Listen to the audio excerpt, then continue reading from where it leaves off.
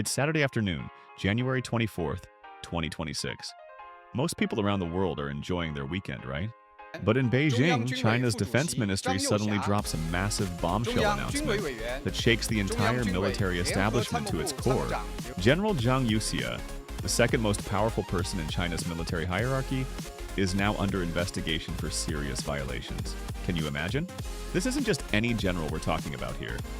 Zhang was Xi Jinping's closest military ally, his most trusted right-hand man. Look at this official statement carefully. It looks routine at first, just another corruption case announcement in China's ongoing campaign.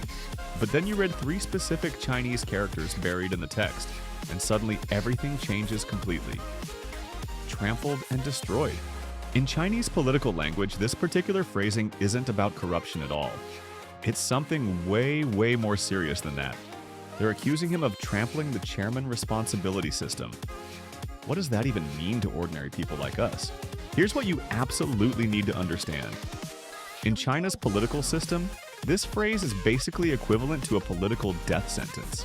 Today we're diving deep into a story about power, betrayal, and one critical question. Who really controls China's military guns? Let me show you the actual announcement that was released. You can find it on Chinese state media and international news sources. January 24th, they officially announce ZHANG YOUXIA and Liu Zhenli are under investigation for serious violations of discipline and law. Now, in China's official terminology, serious violations of discipline and law is the standard coded language for corruption charges. But here's where the story gets weird and takes an unexpected turn. The next day, the military newspaper adds something else entirely. They say Zhang and Liu seriously trampled on and undermined the Central Military Commission Chairman responsibility system in their published editorial. Okay, pause right here for a moment. Why does this specific language matter so much? Let me break it down for you. Trampled in Chinese. That's not violated or broke the rules. It literally means physically stepping on something sacred and destroying it. When they accused previous generals of wrongdoing, Chinese authorities used much softer words like undermined or damaged the system. But trampled? That's the harsh, aggressive language they reserve for challenging the very core of Communist Party power itself. Think about it carefully. You don't trample something by accident or mistake. You do it deliberately, intentionally, with full awareness. This isn't about stealing money or taking bribes anymore. This is about directly challenging who holds the military's ultimate authority. Reuters reported Zhang was last seen publicly in late December, then complete silence until this shocking bombshell announcement broke. So what exactly is this chairman responsibility system that Zhang supposedly trampled on with his actions? Here's the fundamental thing you need to understand about China's military. It's not like the US military at all. In America, the military serves the country and constitution. In China, the military serves the Communist Party exclusively. There's a famous Mao Zedong quote that defines everything. Political power grows out of the barrel of a gun. But Mao also said something else equally important. The party commands the gun must never command the party. The chairman responsibility system basically means Xi Jinping personally controls every single major military decision made in China. Look at this organizational chart here. At the very top, Xi Jinping, chairman of the Central Military Commission. Below him used to be 7 commission members managing different aspects.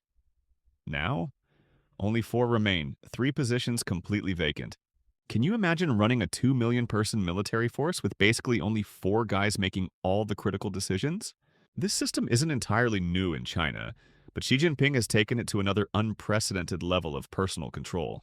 Every military reform initiative, every weapons program, every single promotion, Xi Jinping has the absolute final word. And if someone tramples on that carefully constructed system, they're not just corrupt, they're challenging Yi's personal authority directly. Now let's talk about who Zhang Youxia actually is as a person. This makes the entire story even crazier. Zhang is what they call a princeling in China's political elite circles. His father was a revolutionary general. His father and Xi Jinping's father? They fought side by side together in the brutal Chinese Civil War. Both families come from Shanxi province originally. They go way back like old mafia families with deep roots. Unlike most Chinese generals today sitting in comfortable offices, Zhang actually fought in a real combat war.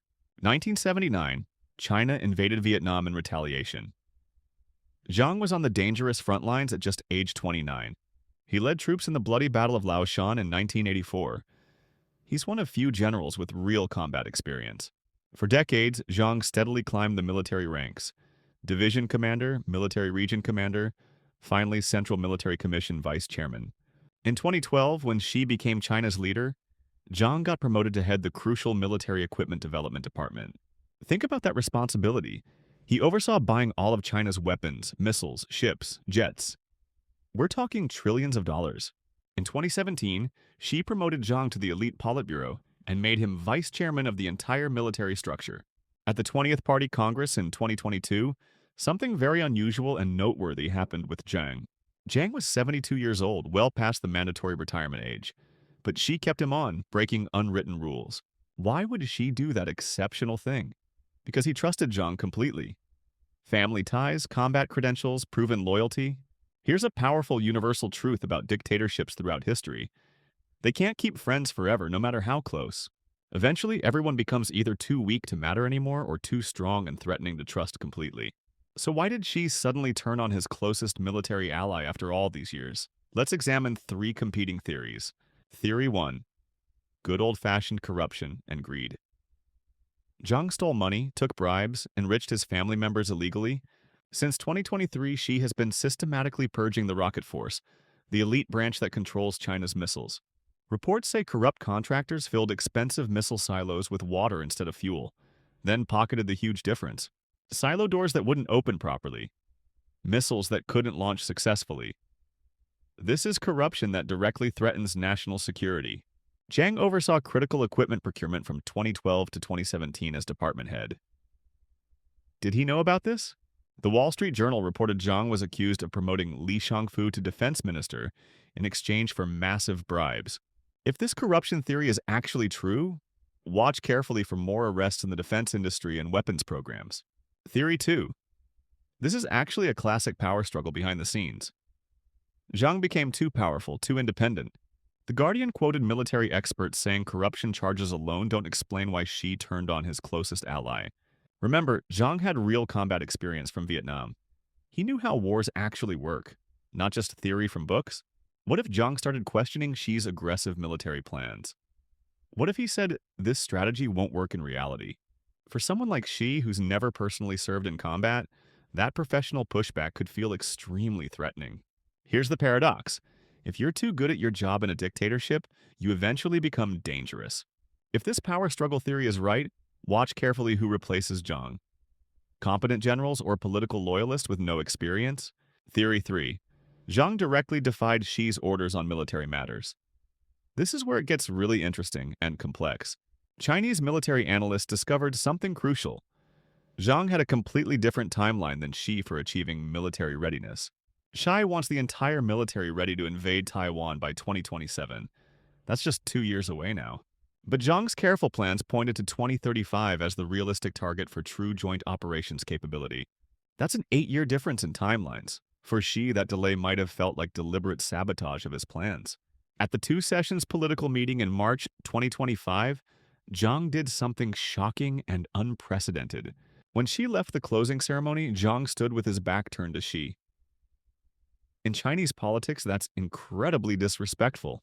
Zhang also stopped mentioning the chairman responsibility system in his public speeches.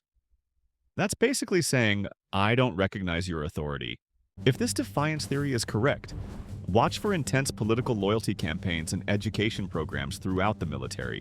Here's my honest take. It's probably all 3 theories combined together. Corruption, power struggle, and direct defiance. But the harsh, trampling language strongly suggests the 3rd theory is most important. This was about challenging Xi's authority. Now let's talk about what everyone's really worried about in this situation. Taiwan and potential war. Does this massive purge make a Chinese military invasion of Taiwan more likely or less likely to happen? Military analysts are split into 2 opposing camps, and both sides make compelling arguments. Let's hear them out. Camp 1 says confidently, this makes invasion significantly less likely in the short term, maybe for years. Why do they think that? Because China's military command structure is in absolute chaos right now. Of 7 commission members, only 4 remain active. 3 crucial positions are vacant with no replacements announced.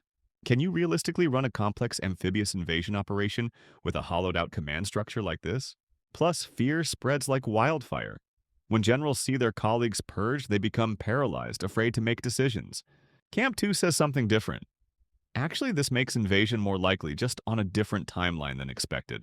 Xi will replace all the purged generals with younger, more aggressive officers who won't question his orders. These new officers will be completely loyal, willing to execute even risky or questionable plans without any pushback. Think about it carefully. What's more dangerous? A military that questions bad orders or one that follows them blindly? Here's the key insight that both camps miss. It's not primarily about war capability. It's about organizational trust. An army can have all the missiles and ships in the world, but if commanders don't trust each other, it quickly falls apart. Now, let's talk about the wild rumors swirling around this case on social media. And boy, are there many rumors. Rumor 1. There was a shootout near a Beijing hotel where Zhang's security team tried to resist arrest violently. Rumor 2. 17 of Zhang's family members and close associates were arrested simultaneously in a coordinated nationwide operation. Rumor 3. The Wall Street Journal reported Zhang leaked sensitive nuclear secrets to the United States government. Here's the honest truth. We can't independently confirm any of these dramatic stories, but here's why they matter anyway. Rumors naturally spread like wildfire when official information is scarce. They fill the vacuum created by government secrecy. The fact that these specific rumors are believable tells you something important about the political environment in China right now. People believe a top general could be arrested at gunpoint because they've already seen so many brutal purges recently. The rumor mill itself is a symptom of a political system where transparency and accountability simply don't exist. So don't just ask, are the rumors true? Instead ask, why do these specific rumors gain such widespread traction? Looking ahead to the future, here are 3 key indicators to watch closely in the coming months. First indicator, who replaces Zhang? Does Xi appoint experienced combat officers or political loyalists with no real field experience? Second indicator, watch for increased political education campaigns in the military. More loyalty oaths, more ideological training sessions. Third indicator, track arrests carefully in the defense industry. If corruption was really the issue, more executives will definitely fall.